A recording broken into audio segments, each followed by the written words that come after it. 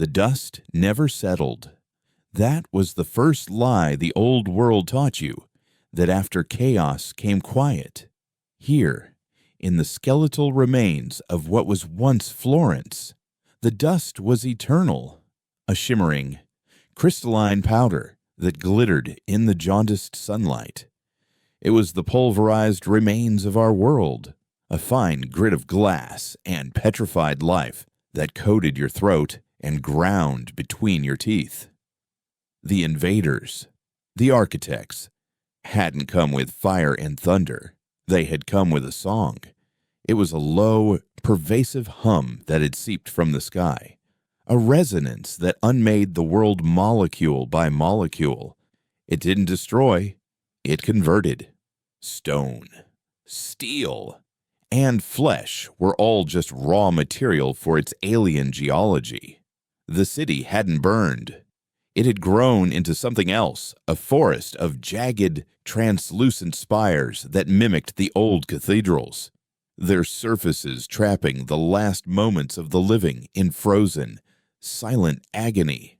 We called them echoes, the people caught in the crystallization, their faces locked in expressions of shock and terror, their bodies fused into the alien architecture like insects in amber. I was an archivist before the sky began to hum. My name is Caitlin, and I once dedicated my life to preserving the stories of a civilization that no longer existed. Now, I preserved only myself, a ghost haunting the catacombs and forgotten aqueducts beneath the crystalline cancer that had overwritten my home. I lived by two rules: make no sound, and travel only in the twilight hours when the searing, unnatural light of the architect's constructs was at its dimmest. They were drawn to energy, to heat, to the faintest electrical spark of life. The echoes, while silent and still, acted as their senses. Walk too close, breathe too warm, and the very air around them would shimmer, alerting the true horrors, the harvesters. These were the mobile agents of the conversion, multi-limbed crystalline beings that scuttled through the ruins, their bodies a lattice of sharp angles and captured light, repairing the crystal growth and harvesting pure silicon deposits. Where they found organic life, they would pause, emit their low, terrible hum, and the ground itself would rise up to claim another echo. My existence was a hollowed-out thing, a routine of scavenging for sealed tins of food in buried cellars and hoarding the few precious books I'd managed to rescue from the encroaching petrification. These books were my last link to a world that felt more like a dream. Their paper pages, a defiant softness in a world made of edges. I was running low on water, my last canister nearly empty, forcing me to risk a trip to a cistern near the old Ponte Vecchio, now a grotesque bridge of fused crystal and trapped echoes. That's where I saw him.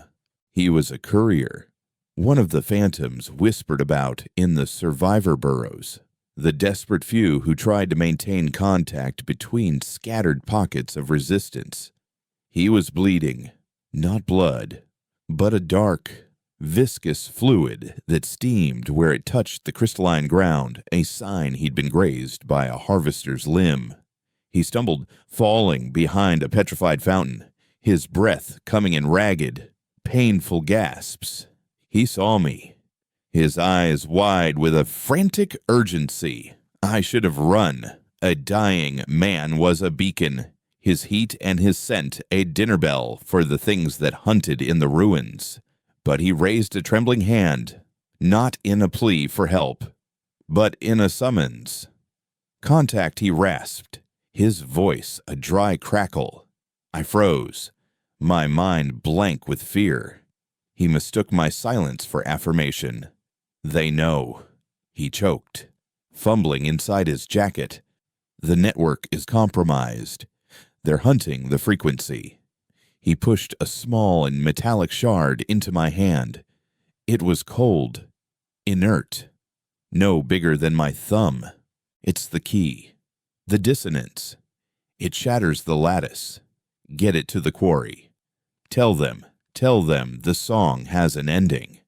Before I could speak, before I could refuse this terrible, mistaken burden, a shadow fell over us.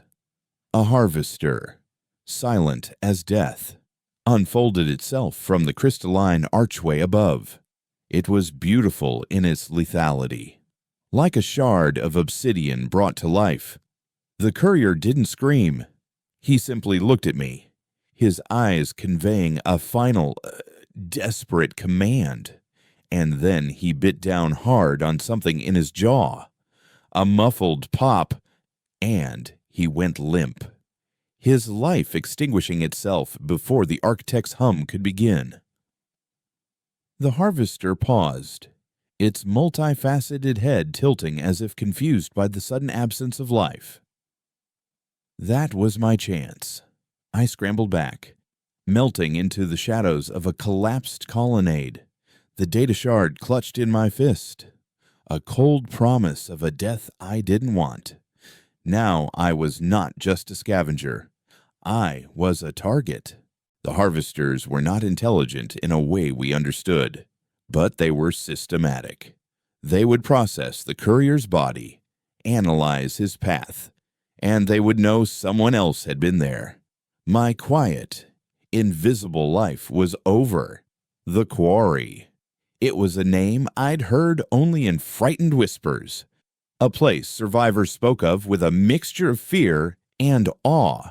It was supposedly a holdout in the marble quarries north of the city, a place run by people who hadn't just survived the New World, but were actively fighting it.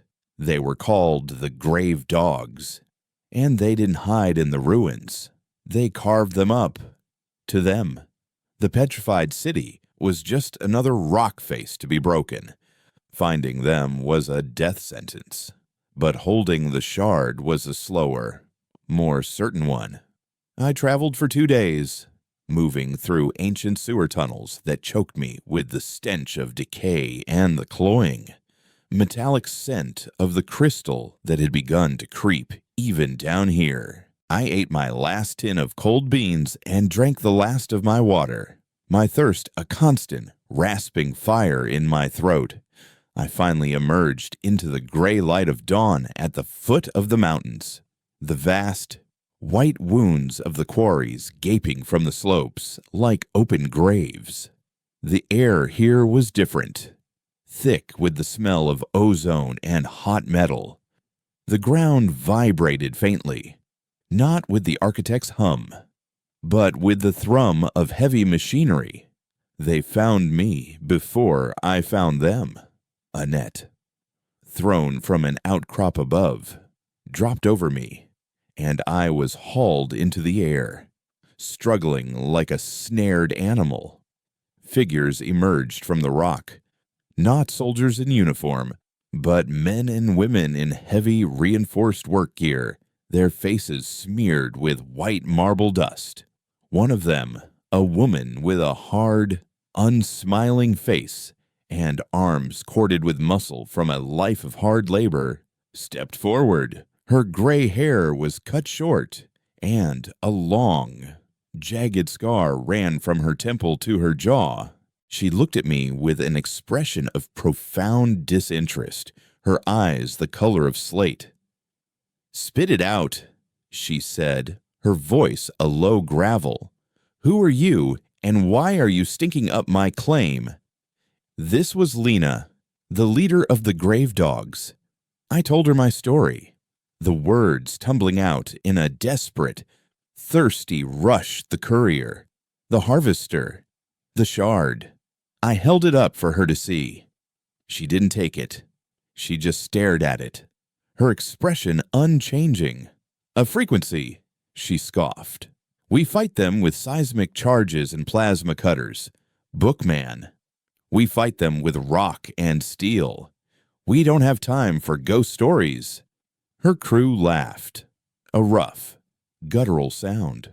To them, I was a joke, a soft relic of a world they had no use for. "He's a liability," one of her men grunted, tapping a massive, repurposed pneumatic hammer against the rock. "He'll have led them right to us." I didn't. I insisted, my voice cracking. "I came through the old tunnels. I'm a ghost." Lena's eyes narrowed, a flicker of something not belief, but calculation in their depths. "Ghosts don't get caught in nets," she said. "But you're here now. We don't give charity. Bookman, you want our protection. You earn it." She gestured back toward the shimmering, crystalline city in the distance. The architects are digging at the old Laurentian library, pulling out crystal cores, thick as a man's chest. They're drawn to it for some reason. We've been watching, planning to collapse the lower levels and bury them. Maybe your magic frequency can give us an edge. You claim to be an archivist. You know that place. My heart seized. The Laurentian. It was where I had worked, where my life's meaning had been stored. The thought of it being a mine for those things filled me with a cold, pure rage I hadn't felt since the world ended. "I know its bones," I said, my voice steady for the first time. "I know the service tunnels, the ventilation shafts. I know the geothermal vent system that runs right under the main archive hall." Lena's stony expression finally broke with a flicker of interest. She looked from me to the shard, then back again. She saw it not as a magical key, but as a tool, and me as the instruction manual. "A geothermal vent," she mused, a slow predatory smile spreading across her face. "Enough power to run one of our seismic resonators, enough to make a real big noise." She finally took the shard from my hand, her calloused fingers surprisingly gentle as she turned it over in the light. "All right, Bookman," she said, her voice dropping to a conspiratorial whisper. "You're a grave dog now. Let's go see if we can teach a new song to these bastards, and you better pray it works. Because if it doesn't, I'll leave you for the echoes." The plan was as brutal and direct as Lena herself. We wouldn't fight our way in. We would drill. Her crew, the grave dogs, moved with the grim efficiency of people who understood pressure and breaking points. They didn't see the petrified library as a tomb for my former life, but as a geologically unstable structure waiting to be exploited. Their weapons were not rifles and grenades, but repurposed industrial tools that screamed with power. They carried sonic drills that could turn crystal to dust, plasma cutters that hissed through petrified walls, and the centerpiece of their arsenal, a seismic resonator, a heavy tripod-mounted device designed for fracturing deep earth rock, now recalibrated to match the frequency on the courier's data shard. I was their map. My memories of blueprints and maintenance shafts were the only thing guiding us through the treacherous labyrinth beneath the library. We entered through an old sewer outfall, the air thick with the stench of decay and the omnipresent, metallic tang of the alien crystal.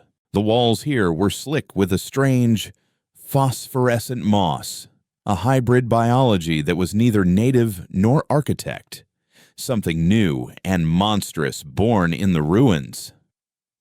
Two of Lena's best moved ahead Jax, a wiry demolitions expert with a grin full of silver teeth, and Cora, a silent, imposing woman who wielded a thermal lance like it was an extension of her own arm.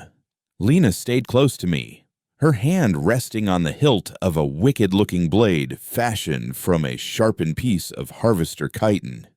She watched my every move, her slate-gray eyes daring me to show a moment of weakness. "Nervous, Bookman," she murmured as we navigated a flooded passage. the water shimmering with crystalline dust.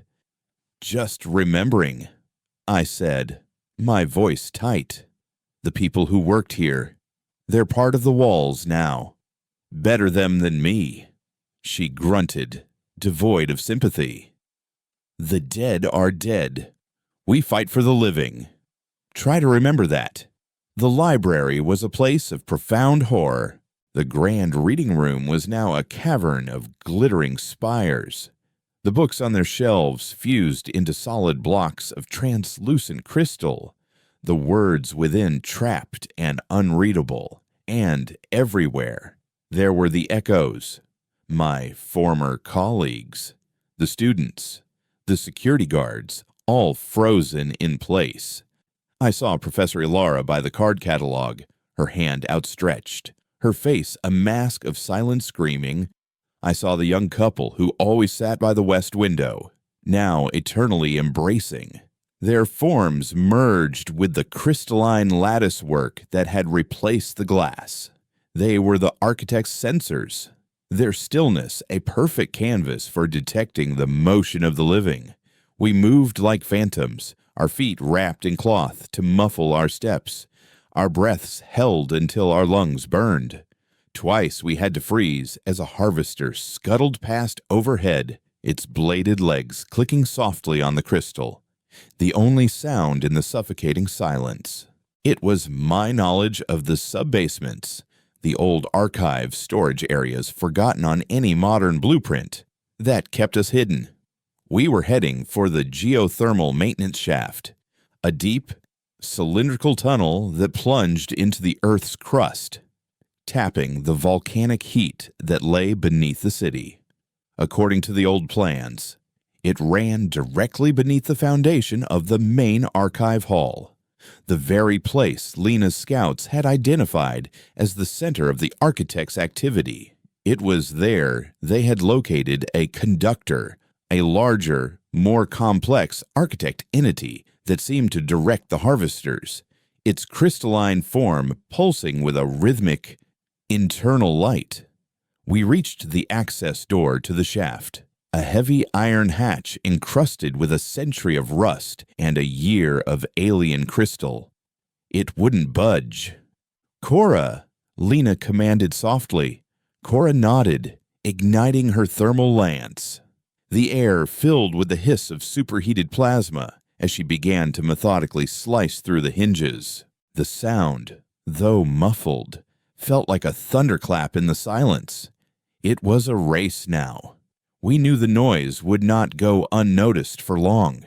The moment the door fell away, with a groaning crash, we were through, descending into the oppressive, humid darkness of the shaft.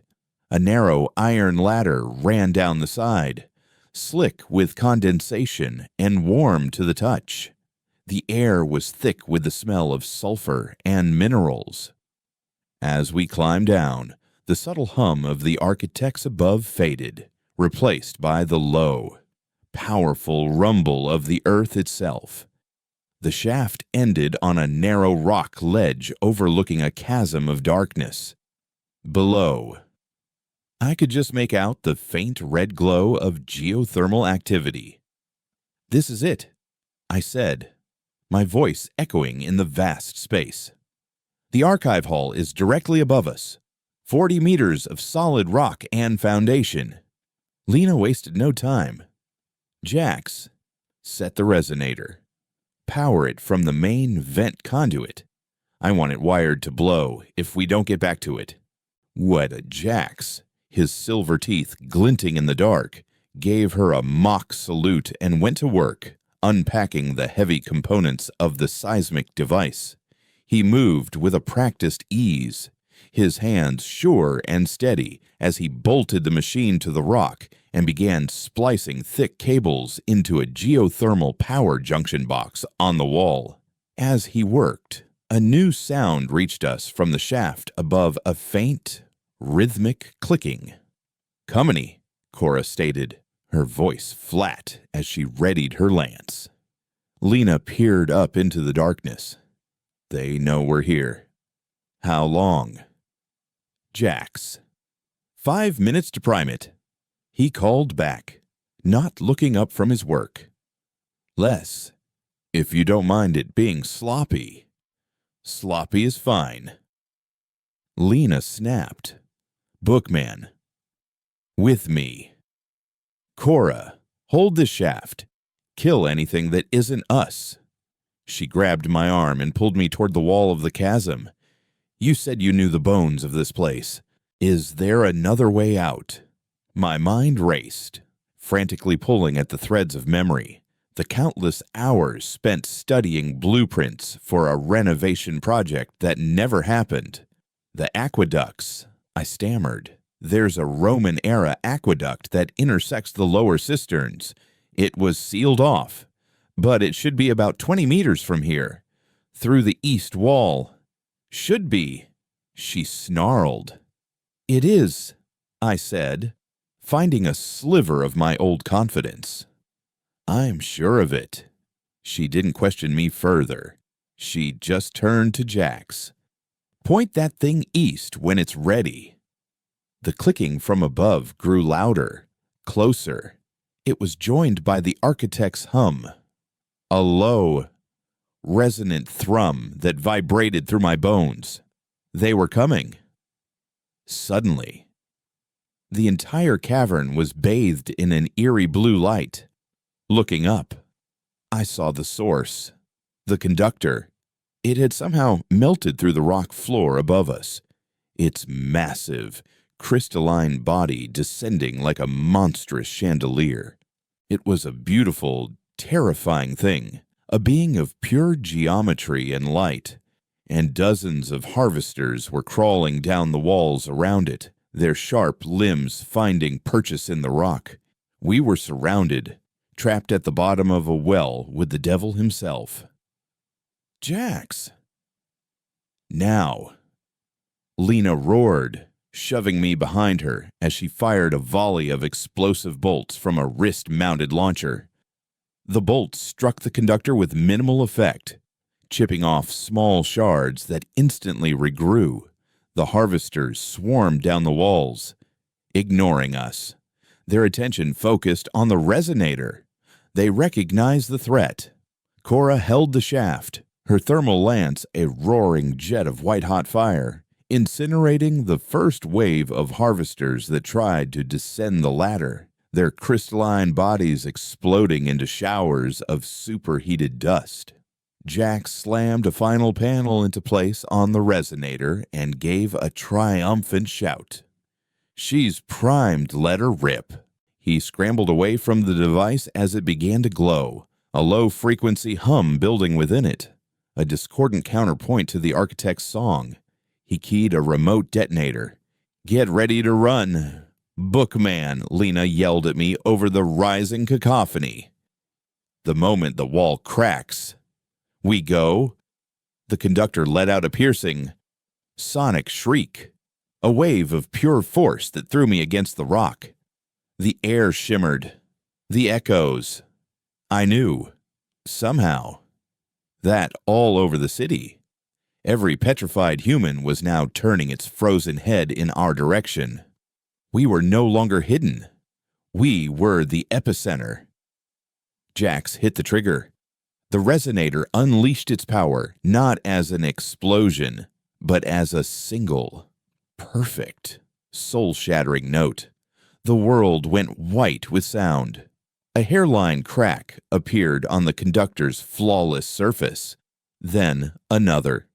The entire library, the entire mountain, began to vibrate, not with the chaos of an earthquake, but with the violent, harmonic resonance of a wine glass about to shatter. The east wall of the chasm splintered, huge fissures racing across the rock. This was it, the moment of truth. We had found their weakness, but in unleashing it, we had signed our own death warrant, trapped 1,000 feet underground in a tomb of our own making. The universe held its breath for a heartbeat, and then shattered. The resonator's note was not a sound, but a physical force, an absolute truth that declared the architect's song a lie. The rock around us groaned as a web of fractures spread from the conductor, its crystalline body turning from a solid jewel into a cascade of shattering light. It didn't die, it simply came undone, collapsing into a storm of razor-sharp fragments. Above, the shaft became a waterfall of stone and metal as the library began to devour itself. Cora! Lena's voice was a raw tear in the fabric of the chaos. From the top of the ladder, a final, brilliant white blast from the thermal lance answered her, a defiant star against the encroaching darkness. Then it was gone, swallowed by falling debris and the triumphant shriek of a harvester. A single, guttural sob of pure rage escaped Lena's lips, a sound more terrible than any scream, and then her face was stone again, her grief burned away by the pure, pragmatic necessity of survival. "Through the wall," she bellowed, her voice somehow cutting through the din. "Move." The fractured east wall was not a tunnel, but a chaotic jumble of rock and ancient masonry, shifting and groaning around us. Jax was already scrambling through, his lean frame slipping between grinding boulders. Lena shoved me forward, her strength immense, and I stumbled into the breach. The dust of ages and the sharper dust of the new world filling my lungs. The world behind us ceased to exist in a final deafening roar as the geothermal shaft and the library's foundations imploded, sealing us in absolute suffocating darkness. The silence that followed was more profound than any I had ever known. It was the silence of the tomb, heavy and thick with the weight of the mountain above us. I lay on a bed of sharp rock, my cheek pressed against cool, damp stone, every nerve alight with terror. A beam from Jax's headlamp cut through the blackness, sweeping wildly before settling on Lena's dust-caked face. Her expression was grim, her knuckles white where she gripped the hilt of her chitin blade. "Status," she bit out, the single word an anchor in the disorienting dark. "I'm good." Jax coughed, pushing himself up. "Detonator's fried, but I'm in one piece." He turned the beam on me. I managed a nod, my throat too tight to speak. "Cora." Jax began, his voice small. Lena cut him off. "Cora is gone." The finality in her voice was absolute. There was no room for sentiment, no time for mourning. That was the grave dog way. She had bought us our lives, and the only way to honor that was to live them. Lena grabbed the light from Jax and cast its beam forward. We were in a narrow, man-made tunnel, its arched ceiling crafted from bricks of a deep, terracotta red. The air was cool and smelled of damp earth and something else, the faint, clean scent of mineral water. "The aqueduct," I whispered, a sense of historical awe momentarily pushing past the fear. Roman, almost 2,000 years old. The walls were slick with moisture, and, in places, the architect's influence had followed us. Thin, glowing veins of crystal pulsed with a faint, blue light, tracing the mortar lines between the ancient bricks like a nervous system. The resonance wave had weakened them, their light flickering and unstable. "It's beautiful," Jax murmured, touching one of the glowing veins. "Don't," Lena snapped, slapping his hand away. "We don't know what this stuff does now. The frequency changed the rules. Consider everything hostile." We moved forward, our footsteps echoing in the narrow passage. The floor was uneven, covered in a thin layer of silt and running water that was strangely slick and oily to the touch. The aqueduct sloped gently downward, carrying us deeper into the mountain's embrace. For hours, we walked in silence, the only sounds the drip of water and the soft crunch of our boots. The grief for Cora was a heavy presence, an unspoken weight between us. I saw it in the tension of Lena's shoulders and the way Jax kept nervously checking the darkness behind us. For my part, I felt a strange and terrible sense of culpability. I had led them there. My knowledge had been the key, and it had cost a life. I clutched the data shard in my pocket, its edges feeling sharper than before. The courier's words echoed in my mind. The song has an ending. We had ended the song in that library. But now, in this ancient tunnel, I felt a new one beginning. Something far older and more sinister. The sound started so faintly I thought I was imagining it a soft, dry, skittering, like sand being poured over glass. It came from the darkness ahead. Lena heard it too. She held up a hand, and we froze, straining our ears.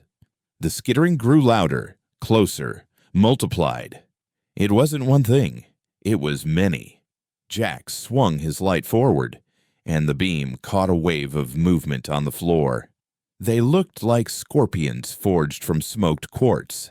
Dozens of them, each no bigger than my hand. They were constructs of pure, jagged crystal, animated and alive, their segmented tails ending in a wickedly sharp point. They weren't harvesters. They were something else, something born from the shattered remains of the conductor. Shards, Jax breathed, his face pale. The resonance didn't just break the big ones. It made 1,000 little ones. They swarmed toward us, drawn by our heat, our movement, our life. Lena didn't hesitate. Back, she yelled, firing a bolt from her wrist launcher. It exploded in their midst, turning a dozen of the creatures into a puff of black dust, but the others kept coming. An inexorable tide of living crystal. We retreated. But they were fast, their crystalline legs carrying them over the slick floor with unnerving speed. One of them leapt, landing on Jax's leg. He cried out, kicking it off, but not before its stinger plunged into his calf. He stumbled, a dark, viscous fluid welling from the wound. "It got me," he gasped, his voice tight with pain and fear. Lena grabbed him, hauling him backward as I stared in horror at the wound. It wasn't just bleeding. Around the puncture, his skin was beginning to shimmer, a fine, crystalline lattice spreading under the surface. The venom wasn't poison. It was a catalyst. It was converting him. We were trapped. The shards advanced, their numbers seeming to grow as more of them poured from cracks in the walls. They were hurting us, driving us back the way we came.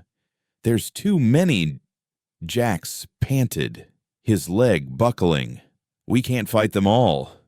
My mind, my old archivist's mind, raced, not with battle tactics, but with information, acoustics, harmonics. The aqueduct was a resonance chamber, designed to carry water, yes, but also sound. The shards were born of the frequency, attuned to it. Maybe they could be controlled by it. "The shard," I said, my voice urgent. "The data shard in my pocket. They're drawn to it. The frequency is their lifeblood." Lena looked at me. Her eyes narrowed. "What are you saying? Bookman?" "We give them what they want," I said. An idea taking shape, cold and ruthless. I pointed to a narrow service tunnel branching off to our left, barely wide enough for a man to crawl through. "We throw the shard down there. It'll draw them in. All of them. Then we seal the tunnel." Yeah. Jax stared at me. "That's our only weapon. It's the key." The key already opened the door. I countered, my voice harder than I'd ever heard it. Now it's bait. We have the frequency memorized on the resonator's core programming. We can replicate it, but we can't do that if we're dead. Lena's gaze was intense, analytical. She was weighing the risk, the sacrifice of our only tangible proof against the certainty of our deaths. In that moment, I saw the calculus of the grave dogs in her eyes. Nothing was sacred. Everything was a resource. Survival was the only metric that mattered. "Do it," she said, her voice a low command. I didn't hesitate. I pulled the shard from my pocket, its surface now feeling warm, almost vibrating. The skittering of the shards intensified, their movements becoming more frantic, more focused. I took a deep breath and hurled it with all my might down the dark, narrow side tunnel. The effect was immediate. The swarm of crystalline creatures turned as one, abandoning their pursuit of us and pouring into the side passage, a river of chittering, hungry glass. They moved with a singular, desperate purpose, chasing the source of the song that had given them life. Now Lena roared. She unslung a heavy pack from her back, a seismic charge. It was their last one. She slapped it onto the wall beside the opening of the small tunnel and armed it. 10 seconds run. We didn't need to be told twice. We sprinted down the main aqueduct, away from the impending blast, Jax leaning heavily on me, his breath coming in ragged, painful gasps. The wound on his leg was worse, the crystal latticework now covering his entire calf, glittering grotesquely in the bouncing beam of his headlamp. We rounded a sharp bend in the tunnel just as the charge detonated. The shockwave hit us like a physical blow, throwing us to the ground. The ancient Roman brickwork behind us groaned, protested, and then collapsed in a final, deafening avalanche of stone and earth, sealing the side tunnel and the swarm of shards within it. We lay there for a long moment, ears ringing, the dust of the explosion settling around us. We were alive. We were safe. For now. But the cost was mounting. We had lost Cora. We had lost the shard. And Jax was dying in a new and horrifying way. I forced myself to look at his leg. The crystalline growth was slow but steady, a beautiful and terrible cancer. His skin was becoming translucent, the muscle and bone beneath visible but distorted, as if seen through flawed glass. "It hurts," he whispered, his face beaded with sweat. "It's cold. I can't feel my toes." Lena knelt beside him, her face a mask of grim resolve. She drew her chitin blade. "Hold him down. Bookman," she said, her voice devoid of emotion. I knew what she was going to do. Amputation. It was the only way. But I remembered something else. A fragment from a text on Renaissance alchemy I had once restored. A footnote about mineral acids being used to halt petrification in certain rare geological samples. It was a mad, desperate long shot. "Wait," I said, my voice shaking but firm. "The battery pack for his headlamp. It uses a corrosive gel, an acid. It might stop the conversion." Lena looked from the growing crystal on Jax's leg to my face, her eyes searching for any hint of doubt. She found none. My fear was gone, replaced by a cold, academic certainty. This was just another problem to be solved, another text to be deciphered. She nodded once. "Get it." The process was brutal. Jax screamed, a raw, animal sound that echoed endlessly in the stone tunnel as I applied the acidic gel from the ruptured battery directly to the wound. The air filled with the acrid smell of burning flesh and dissolving crystal. The shimmer of the conversion fought back, but the acid was stronger, slowly, agonizingly. The creeping lattice of crystal dissolved, leaving behind a raw, horrific burn. Jax passed out from the pain, but the conversion had stopped. His leg was saved. I sat back, my hands trembling, my mind reeling from what I had just done. I had tortured a man to save him.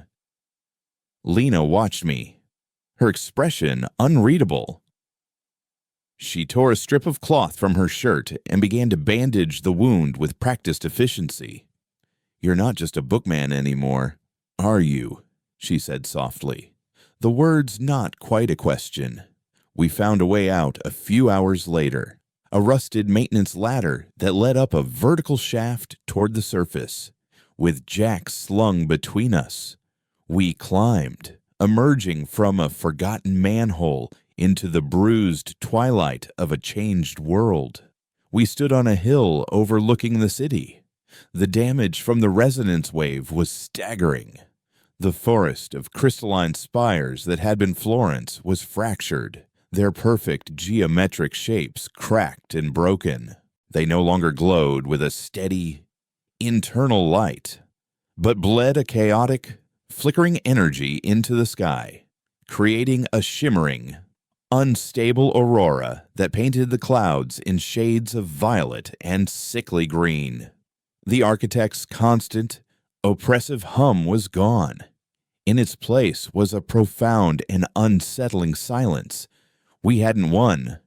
We had just broken their symphony.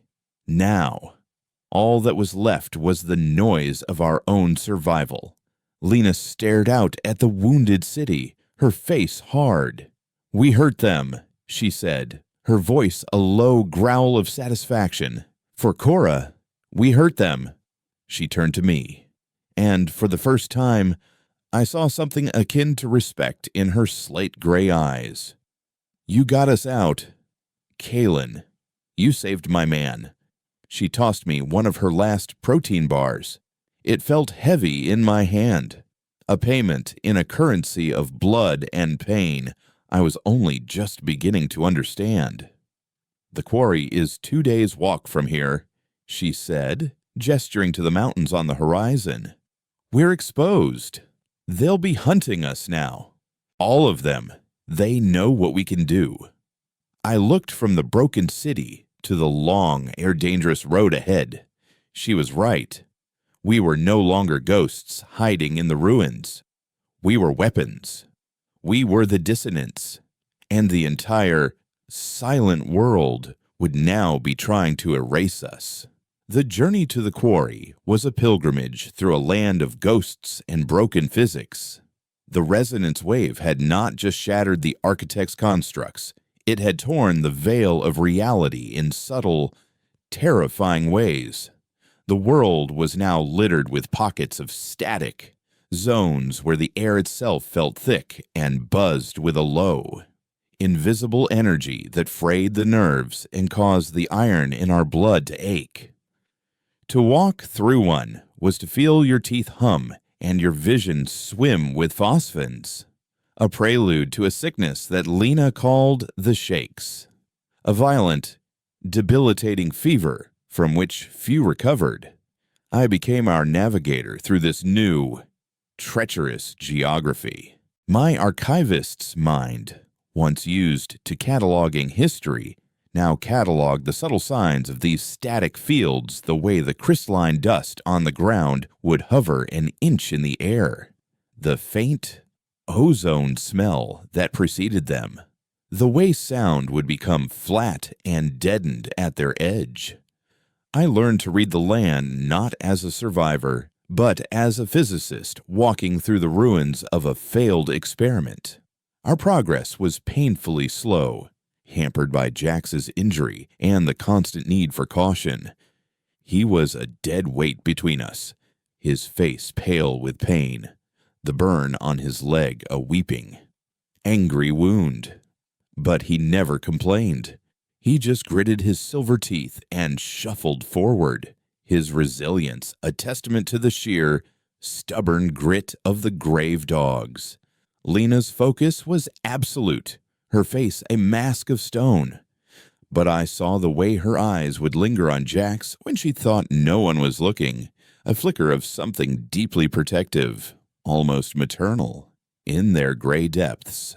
She was carrying the weight of 2 lives, one lost and one teetering on the brink, and the burden was immense. We found our first weeper in the skeletal remains of a small farming village. The resonance had been less complete here, the cottages and barns still recognizable, though their surfaces were coated in a thin, shimmering layer of crystal. We were scavenging for anything edible in a collapsed root cellar when we heard a soft, rhythmic sobbing that seemed to come from everywhere at once. Lena froze, her hand instantly going to her blade. We crept to the edge of the cellar, peering out into the twilight. A figure was shuffling down the derelict main street. It had been a woman once. Her form was still vaguely human, but her body was a patchwork of flesh and cloudy, gray crystal. She was one of the echoes, but the resonance wave had done something to her.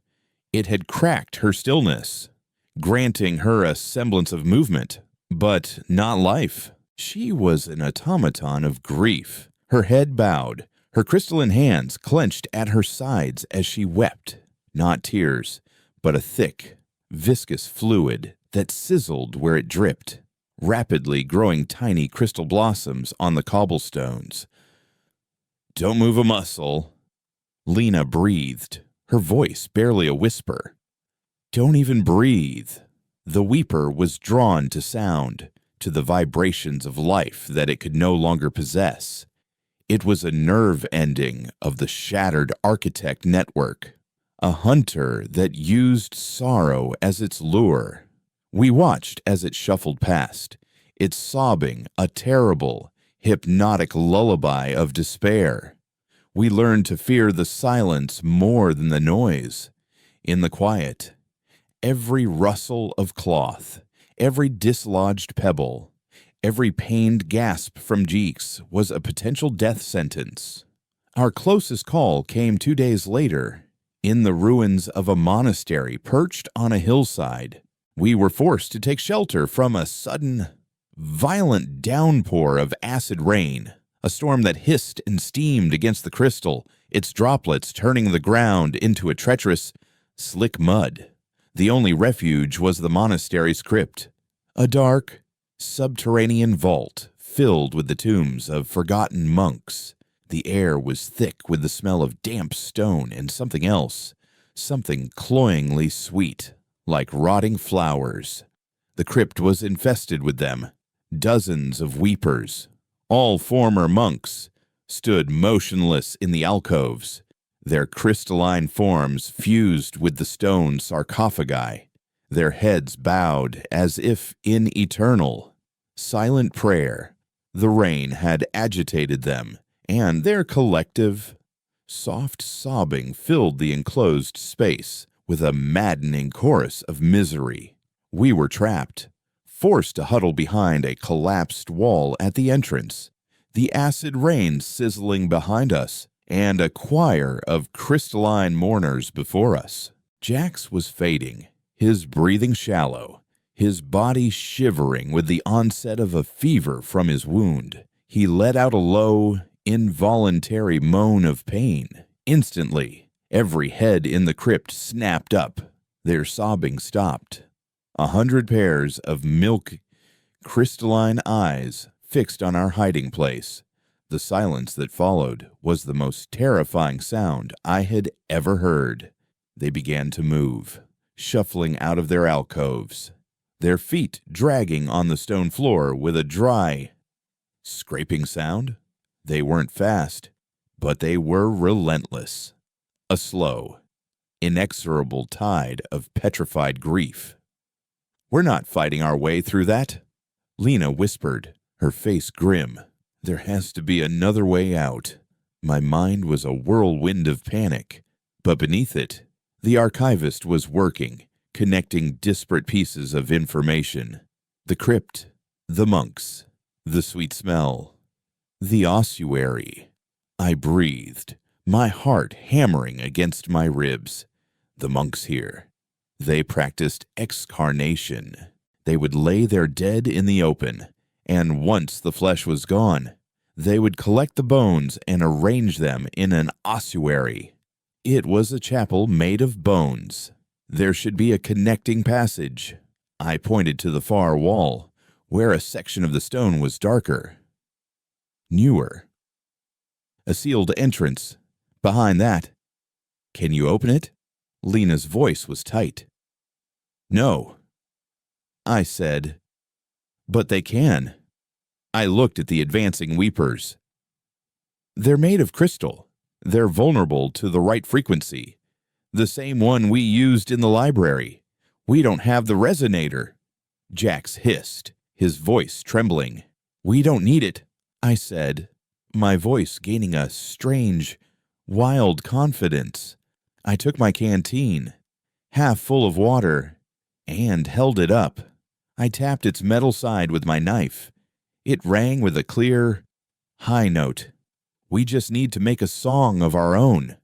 The plan was insane, born of sheer desperation, but it was the only one we had. Lena understood immediately. The grave dogs were masters of pressure and vibration, of finding the breaking point of any material. She took the last of her explosive bolts. Not the whole charge, but just the small, percussive caps. Jax, despite his fever, understood as well. He began to hum, a low, wavering note, trying to find the resonant frequency of the crypt itself. His musician's ear from a past life suddenly becoming our most valuable weapon. What followed was a symphony of madness. As the weepers closed in, their crystalline fingers outstretched, we began our performance. Jax hummed the bass note. Lena, using 2 small rocks, created a sharp, rhythmic tapping, like a frantic metronome. I ran my knife around the rim of my canteen, producing a high-pitched, piercing sine wave of sound that made my own teeth ache. We were a discordant, desperate orchestra playing for our lives. The effect was immediate and bizarre. The weepers stopped, their heads tilted, confused by the competing vibrations. The crystal in their bodies began to shimmer, not with the blue light of the architects, but with a chaotic rainbow of colors. We were overloading their shattered senses. I focused my sound, the high-pitched whine of the canteen, toward the sealed doorway. I could see it, a faint hairline fracture appearing in the mortar. The caps. I yelled at Lena. With perfect timing, she began to throw the percussive caps at the wall. Each one struck with a sharp, explosive crack, a staccato beat in our chaotic song. The fracture widened. The stone groaned. The weepers began to twitch, their bodies convulsing as their internal structure fought against the dissonant frequencies. One of them shattered, its body collapsing into a heap of glittering dust and sorrowful whispers. Then the wall gave way. With a grinding roar, the sealed entrance collapsed inward, revealing a dark, gaping hole, and, beyond it, the horrifying, beautiful sight of a small chapel whose walls were lined with human skulls and bones. We dove through the opening, tumbling into the ossuary just as our terrible symphony reached its crescendo. The remaining weepers, caught in the focused blast of our competing frequencies, vibrated themselves to pieces, their collective and a final, soft sigh that was swallowed by the collapse of the crypt's main archway, which fell and sealed the passage behind us. We lay in the darkness of the bone chapel, covered in dust, our bodies trembling with adrenaline and exhaustion. We were alive, surrounded by the dead of a forgotten age, having defeated the dead of a new one, with nothing but noise and a half-baked theory of acoustics. The silence here was different. It was a holy silence, a silence of peace. We had passed through the crucible and survived. As I lay there, my cheek pressed against the cool, smooth surface of a human femur, I realized Lena had been right. I wasn't a bookman anymore. I was a weaponsmith. And my forge was my mind. Jax's fever broke that night. In the profound quiet of the ossuary, his body finally found the strength to begin healing. We found a ventilation shaft that led to the surface and emerged into a cold, clear dawn. The air scrubbed clean by the acid rain. In the distance, silhouetted against the rising sun, we saw it, the quarry. It was not a fortress of steel and concrete, but something far more impressive. The grave dogs had hollowed out an entire mountain, its face carved into a series of terraced ledges and reinforced bunkers, all connected by a network of industrial lifts and cranes. Smoke plumed from a dozen chimneys, and the faint, rhythmic thud of a massive forge echoed across the valley. It was a city of industry, a heart of steel and fire beating defiantly in the chest of a dead world. But as we drew closer, a knot of unease tightened in my stomach. The final approach to the quarry was a wide, barren plain of white marble dust, a killing field with no cover. And standing sentinel at the edge of that plain, motionless, was a new kind of architect. It was not a harvester, nor a conductor. It was taller, sleeker, almost elegant in its design, its crystalline body the color of polished jet. It stood on two legs, its long arms ending not in blades, but in delicate, multi-jointed fingers. And it was watching us. It wasn't hunting. It was waiting. It knew we were coming home, and it had come to greet us. The resonance wave hadn't just broken their network, it had forced them to evolve. And this new, solitary hunter felt far more dangerous than any mindless swarm. We had escaped the echoes of the old enemy, only to find a new, more intelligent monster waiting on our doorstep. The sentinel's stillness was a deliberate, calculated threat. It stood as a monument to their new strategy, a single, intelligent predator, not a mindless swarm. We called it a silencer, a name I offered that Lena accepted with a grim nod. It didn't hum. It didn't emit any detectable energy.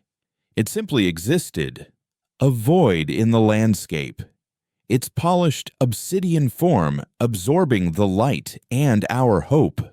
We were pinned down in a cluster of jagged, petrified trees at the edge of the marble plain, the quarry's welcoming smoke plumes now feeling impossibly far away.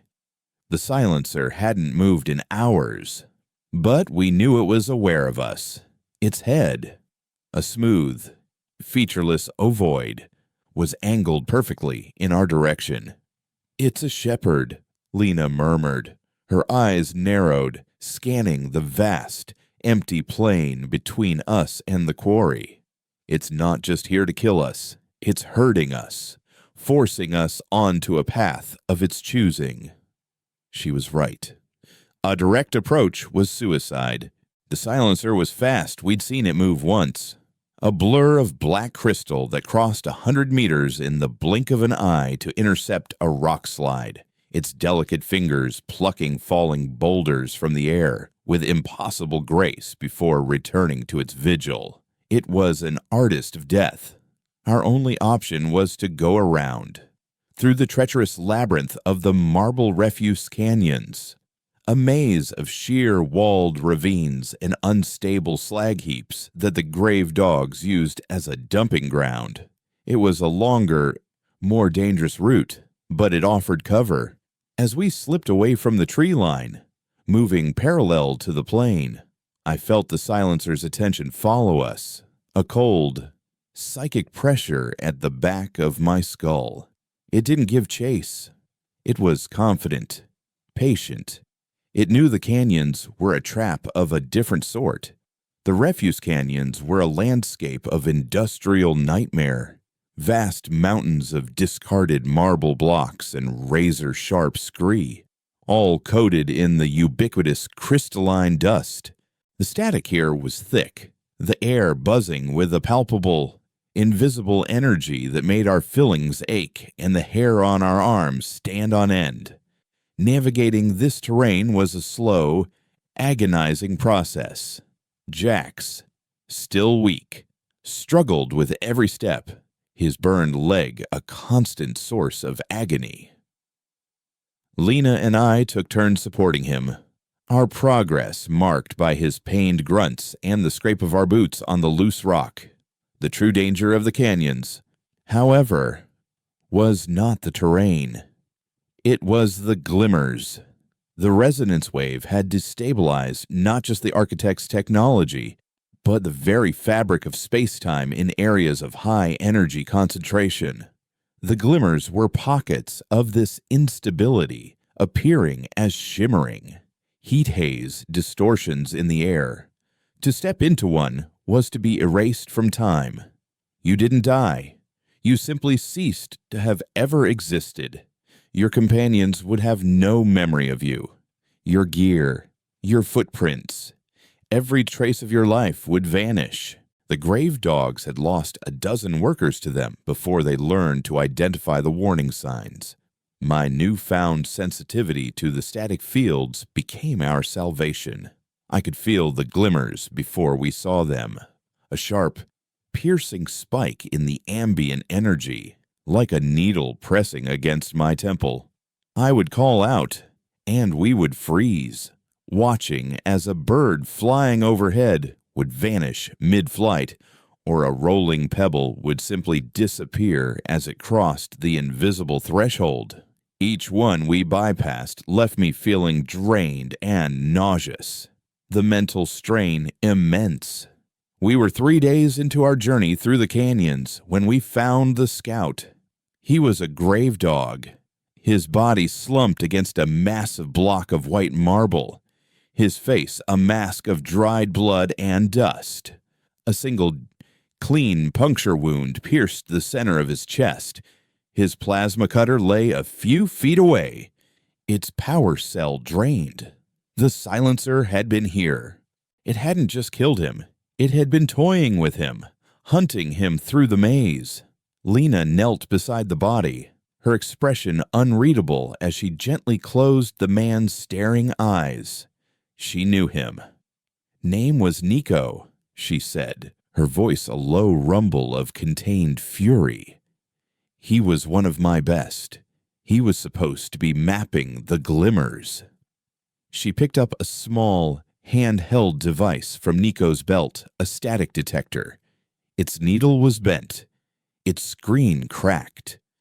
It was a primitive tool compared to the senses I had unwillingly developed.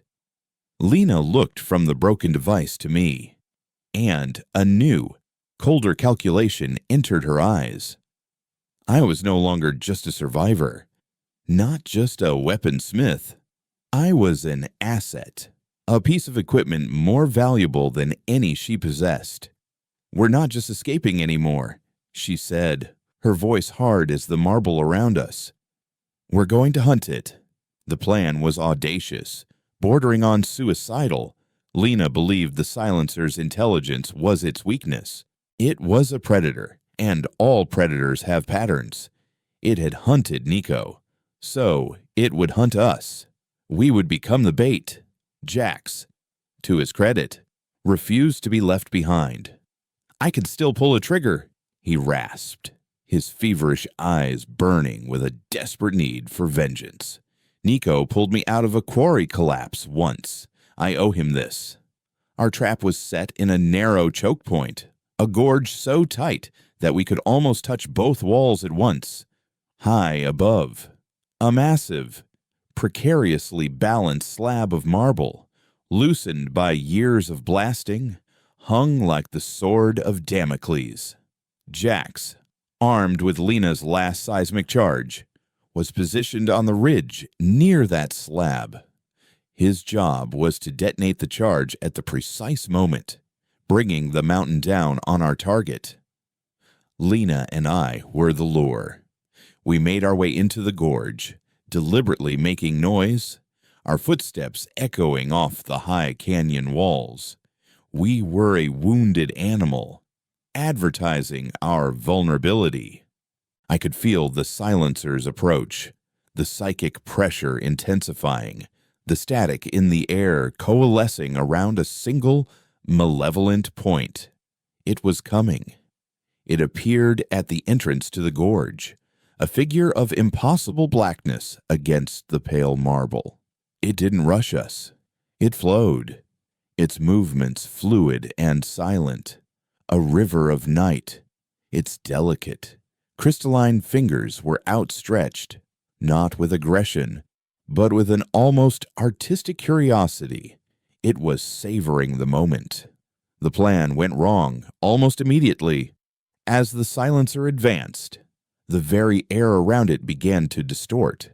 It was generating its own glimmer, a focused field of temporal distortion that rippled out from its body. A rock I kicked dislodged, rolled toward it, and vanished into nothingness a meter from its feet. We couldn't get close enough to fight it, and if it got too close to us, we would be erased. Jax, now! Lena screamed, but it was too late. The glimmer field was expanding, washing up the canyon walls. Jax was directly in its path. We saw it happen. A shimmering wave of transparent energy washed over the ridge.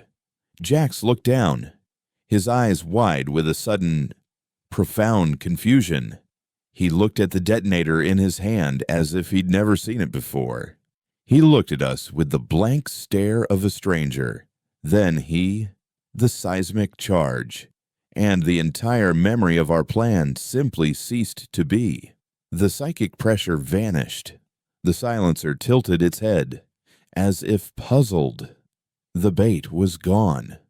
The hunter had lost its prey. It turned its featureless face toward us. The glimmer field began to contract, focusing into a tight, shimmering aura around its body. It was preparing to erase us. In that moment, a pure, cold rage unlike anything I had ever felt washed over me. The archivist, the scavenger, the survivor, they all burned away, leaving only the weapon. I didn't have a plan. I had only an instinct, an idea born of desperation and a deep, academic understanding of resonance.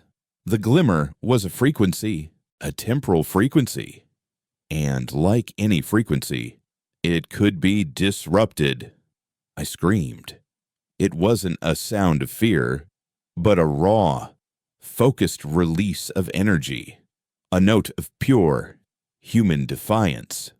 At the same time, I grabbed the two halves of Nico's broken plasma cutter from my pack and slammed them together.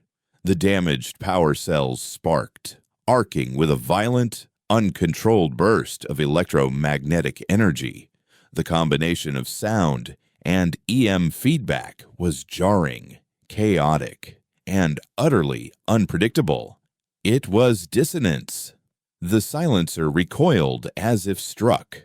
The glimmer field around it flickered violently, its perfect shimmer breaking into 1,000 chaotic, strobing patterns. My scream had interfered with its temporal frequency, and the EM pulse had disrupted the delicate crystalline structures that generated it. For a fraction of a second, it was vulnerable. Lena, reacting with the speed of a predator, saw the opening. She didn't attack the silencer itself. She attacked its environment. She fired her wrist launcher not at the creature, but at the canyon wall beside it. The explosive bolt struck a weak point in the marble, a fault line I hadn't even noticed.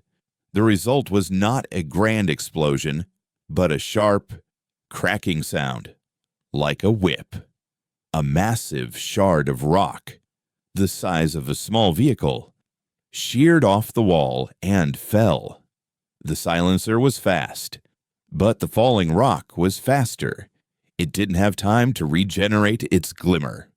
It raised one of its delicate, crystalline arms to block the impact. The sound of its body shattering was not loud.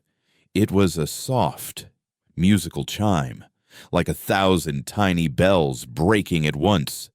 The silent, graceful predator collapsed into a heap of glittering, black sand and inert, shattered fragments.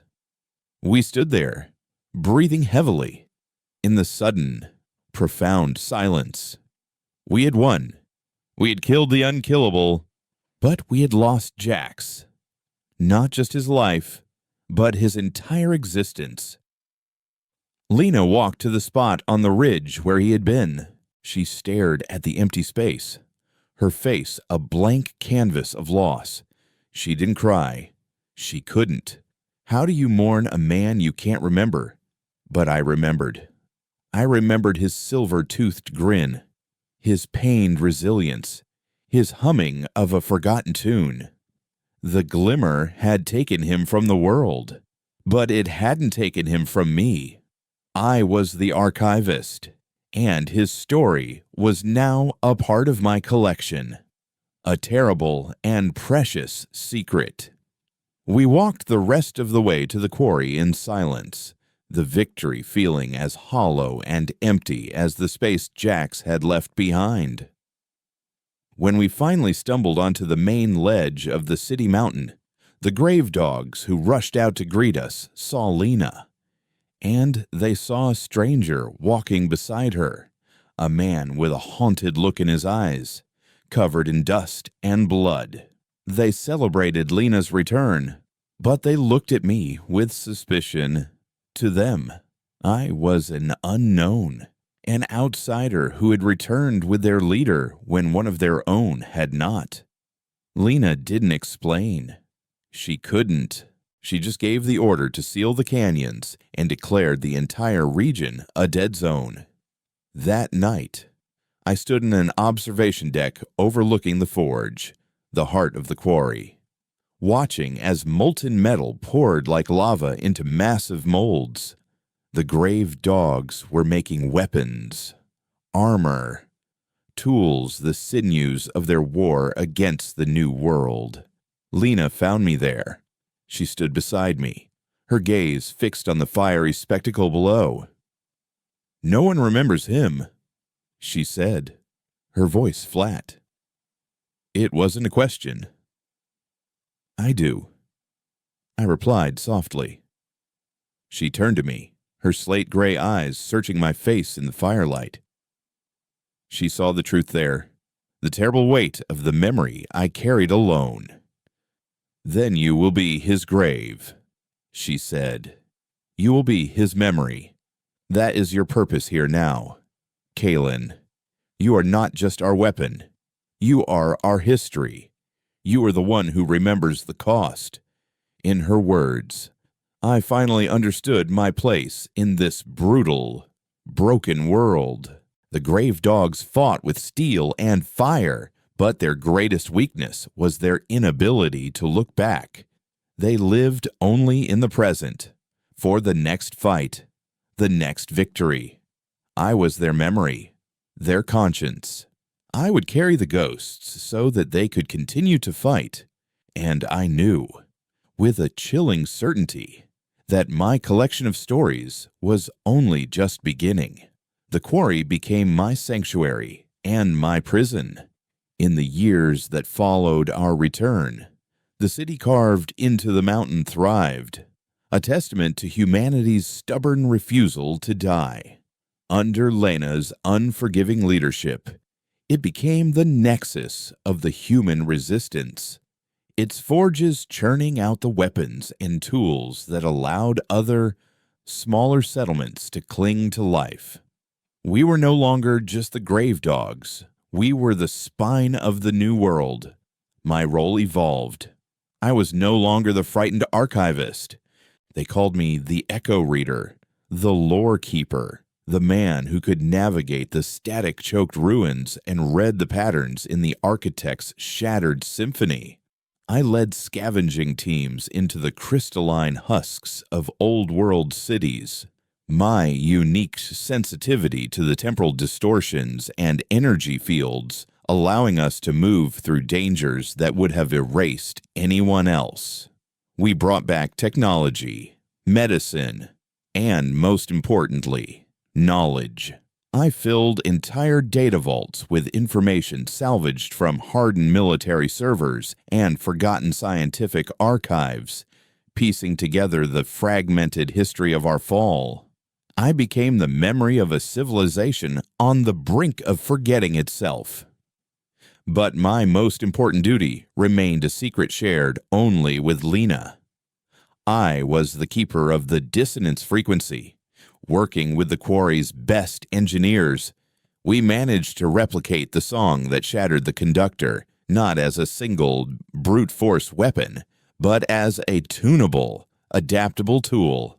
We created small, handheld resonators we called cantors, devices that could emit focused sonic pulses to disrupt Architect Crystal, disable their constructs, and even create temporary safe zones from the glimmers. My ability to feel the precise harmonic weaknesses in different crystalline structures made these devices devastatingly effective. We were no longer just breaking their song, we were learning to write our own verses. Our successes, however, did not go unnoticed. The architects, shattered but not destroyed, began to adapt in a terrifying new way. They abandoned their grand, city-sized constructs and the mindless swarms of harvesters. Their new form was insidious, a plague of microscopic crystalline motes that floated on the wind, invisible and pervasive. We called it the crystalline blight. It settled on the land like a fine dust, infecting the soil, poisoning the water, and slowly, inexorably, petrifying the world from the ground up. Plants would grow with shimmering, silica-laced leaves. Animals would be born with bones of cloudy quartz.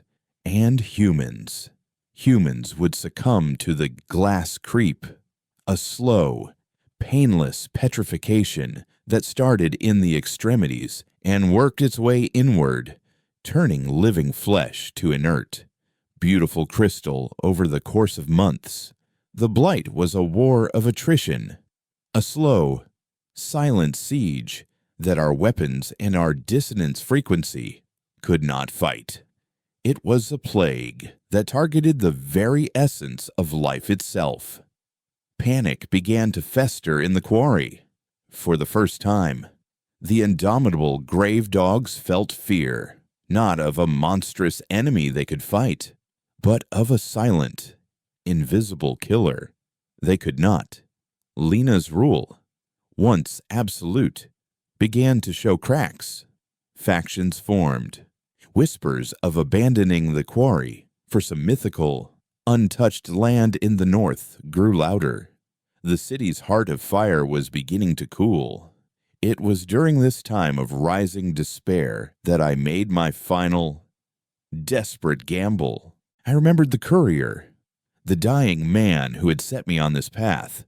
His last words had been about the song having an ending, a finality that our disruptive frequency had never achieved. The data shard he had given me was bait, yes, but it was also a key. And I believed its purpose was not just to destroy, but to communicate. My theory was radical. The architects were not conquerors, but terraformers. Their song was not an anthem of destruction, but of creation. They were converting our world into a habitat suitable for themselves, and the Blight was simply the final, quiet stage of that process. They weren't evil. They were merely alien, their biology fundamentally incompatible with our own. If we could not destroy them, perhaps we could reason with them. Lena thought I was insane. Reason with them? She'd scoffed, her face a mask of weary disbelief. They turned my world to glass and killed everyone I ever knew. There is no reasoning with a force of nature. But I saw the flicker of desperation in her eyes. The Blight was a foe her steel could not break. She gave me her reluctant blessing, and I prepared for my final journey. I would return to the epicenter, to the ruins of Florence, where the first and most powerful conductor had fallen. I believed that the shattered remains of that entity were not dead, but dormant, a silent nexus of their shattered consciousness. I would go there not with a weapon to disrupt, but with an instrument to listen. My instrument was a complex array of sensors and emitters I had designed, a device that could both analyze and replicate the most subtle of the architect's frequencies. It was not a cantor, meant to scream. It was a lute, meant to whisper.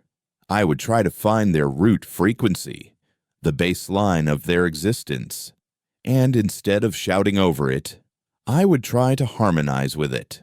I would attempt to introduce a new variable into their song, the frequency of human consciousness, of our biology, of our right to exist. It was an archivist solution, not to erase the offending text, but to add a new chapter. My journey back to Florence was a lonely one. The world was quieter now, the Blight having silenced much of the new, monstrous life that had emerged after the resonance wave. The crystalline dust was thicker, the air itself feeling ancient and heavy. When I arrived, the city was a place of haunting beauty.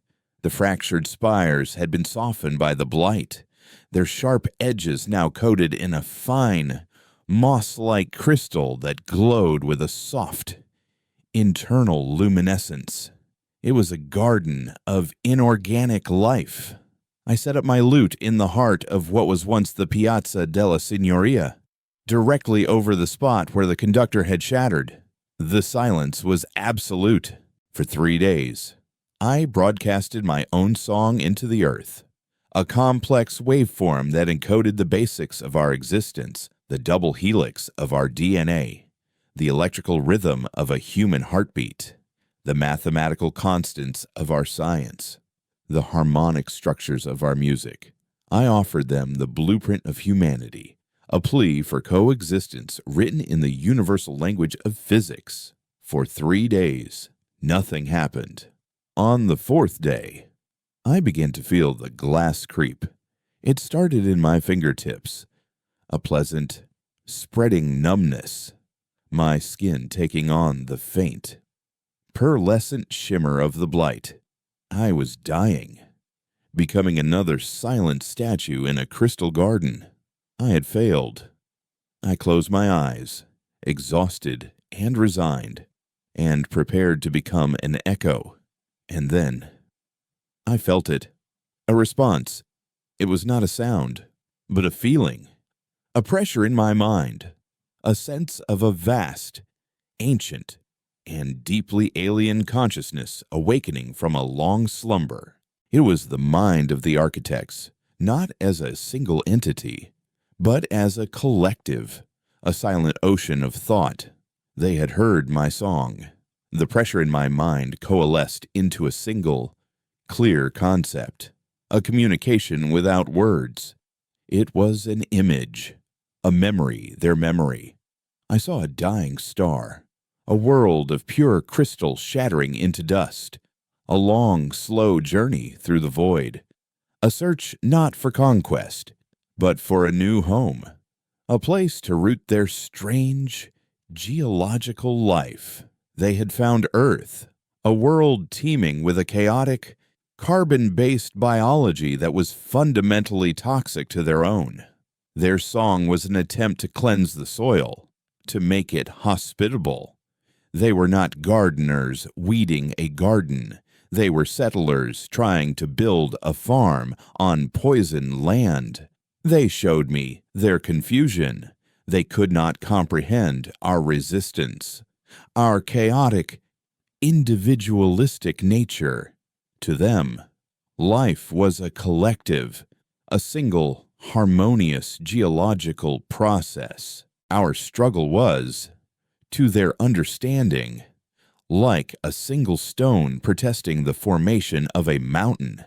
In that shared moment of understanding, a new idea was born, a fusion of their consciousness and mine, a compromise.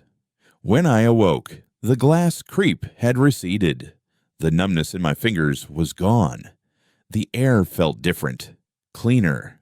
I looked up at the crystalline spires of Florence, and I saw a change. At their base, a small green shoot was pushing its way through the crystal, a defiant speck of organic life. In the quarry, Lena watched as the white marble dust on the plains began to darken, turning to rich, black soil. The crystalline blight was in retreat, the microscopic motes becoming inert, their petrifying properties neutralized. The architects had heard, and they had agreed. They would not leave. This was their home now, too. But they would adapt their song. They would share the world. They would seed the surface, the thinnest precious biosphere of organic life, to us. In return, they would take the deep places of the earth, the crust and the mantle, transforming the planet's core into a new crystalline heartland, a habitat where their slow, geological life could thrive without harming ours. The world was saved, not by a final or cataclysmic battle, but by a quiet conversation. I returned to the quarry not as a hero, but as a diplomat. There were no celebrations, no victory parades. An understanding, forged in the silence of the ruins, is a hard thing to explain to people who have only ever known war. But Lena understood. She looked at the new, dark soil on the plains, at the slow, steady retreat of the crystalline tide, and she nodded once. "A truce," she said, the word feeling strange and foreign on her tongue. In the years that followed, a new world was born, one of partnership and profound, alien beauty. Humanity rebuilt, not on the ashes of the old world, but in harmony with the new one. The cities of crystal remained, no longer tombs, but monuments, their internal light now pulsing with the slow, steady heartbeat of the new consciousness deep within the earth.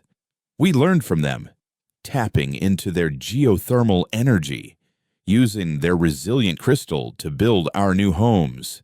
They, in turn, learned from us, their rigid, geometric forms slowly beginning to incorporate the chaotic, beautiful imperfections of organic life. I became the first ambassador to the deep, the bridge between the world of flesh and the world of crystal. My life's work was no longer about preserving the past, but about building a future I could never have imagined. I often returned to Florence, to the garden of crystal and green shoots, and I would sit and listen. I could still feel them, the silent, patient consciousness of the architects below. They were no longer monsters. They were our neighbors. We had not won the war. We had transcended it. We had learned that survival is not about who has the stronger sword or the louder song. It is about the courage to listen, to understand, and to find harmony in the dissonance. We were no longer the last of a dying breed on a broken planet. We were the children of two worlds, the inheritors of a scarred but finally peaceful Earth.